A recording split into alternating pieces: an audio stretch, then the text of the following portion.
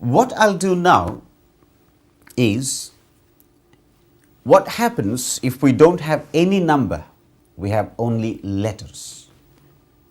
Say ax squared plus bx plus c equals to 0. Solve for x.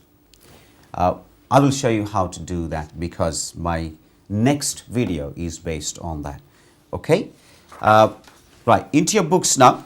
The question is, solve ax squared plus bx plus c equals to 0. Now that is the question.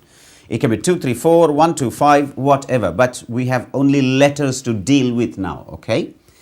This also, we apply the same concept that we have used there. We divide by that number on both sides, right? Some examination boards may ask you to prove this, all right? So I'm going to divide by a on both sides. Divide by a. Please watch, a is not equals to 0, please, right? So once I do that, the a's cancel. I have my expression, say the left hand side now becomes x squared plus bx plus c, b over a please, and c over a equals to 0. That is what we got. Now, do you agree we need to transfer that term to the right hand side?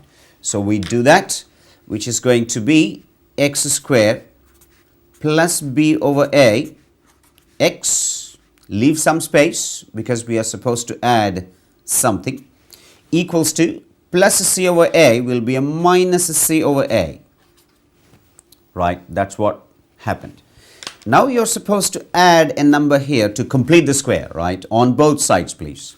You're supposed to add. What number do you add if you deal with it with a sum like last sum that we have done? Just go and check once, please. We had a third, so a third should be made half first, which will be a sixth, and you square it, 1 over 36. Now that's what you're going to add here. So half of b over a, what is half of b over a? Come on, think. Half of b over a.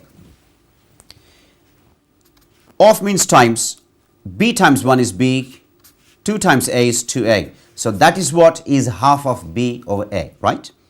Then you square it. This is what you're going to add on both sides, please. So that's a b squared divided by 2a whole squared should be a 4a squared. Please watch. This is what you're going to add on both sides. Half of b over a, which is b over 2a, we square it. So remember, b squared over 4a squared, we are going to add on both sides. So that's a b squared over 4a squared. Add on the right hand side also, please. So that's a b squared over 4a squared, done. This is how you do the sum first. And then left hand side, do you agree now, becomes an exact square. So we completed the square. Now how will we write that? We put a bracket and then a square equals to, we need to simplify that. We'll do in a minute. Tell me, what do you get here? Come on. Square root of x squared is x. The sign depends on the middle term, which is plus. And the square root of that comes here, or maybe half of that, which is b over 2a, right? b over 2a. This is what we get. Now, right hand side, algebraic fractions, please. That's a 4a squared. Make it a 4a squared, right? So you got to times it by 4a. When you times this by 4a, that also you got to times by 4a. So what do I get? Minus 4ac plus b square, right? Now let's write that as b square minus 4ac, right? I just want that negative term to be second place. Divided by 4a squared, your LCM comes back as 4a squared.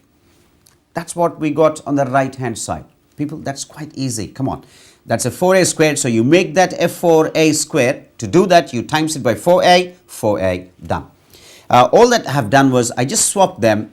I wrote the plus b squared first and then a minus 4ac next, just to make the question look smarter. Once you come to this stage, just go and check what we did. Once you come to that stage, do you agree we transfer the square? That becomes a square root. So you do exactly the same. You transfer the square, that becomes a square root, right? So watch the screen please. That's x plus b over 2a. X plus b over 2a stays here. I'm transferring that square please to the right hand side. So let me copy that first. B squared minus 4ac all over 4a square. Then we'll have a nice square root. That square became a square root. Now let's find it's a plus or minus, right? Plus or minus. What you can do now here, numerator has no square root.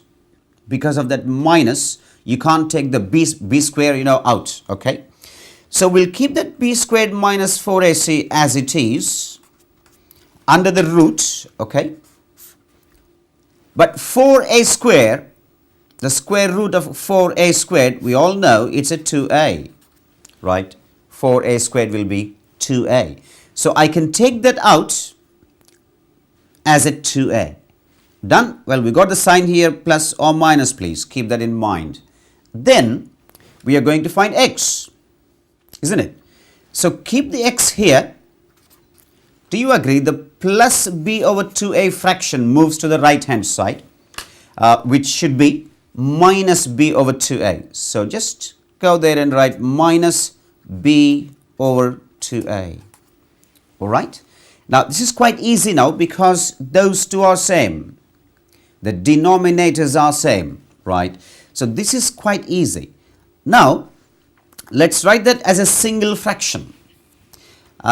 It's going to be b squared minus 4ac under the square root with a plus or minus sign, and you got a minus b comes there all over 2a, right?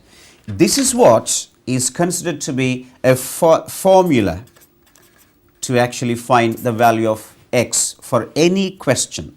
But your textbooks might show the minus b front. So they'll write that as a minus b plus or minus square root of b squared minus 4ac and then all over 2a. That is what they do. So this is the value, this is the generalization of the value of x for any question.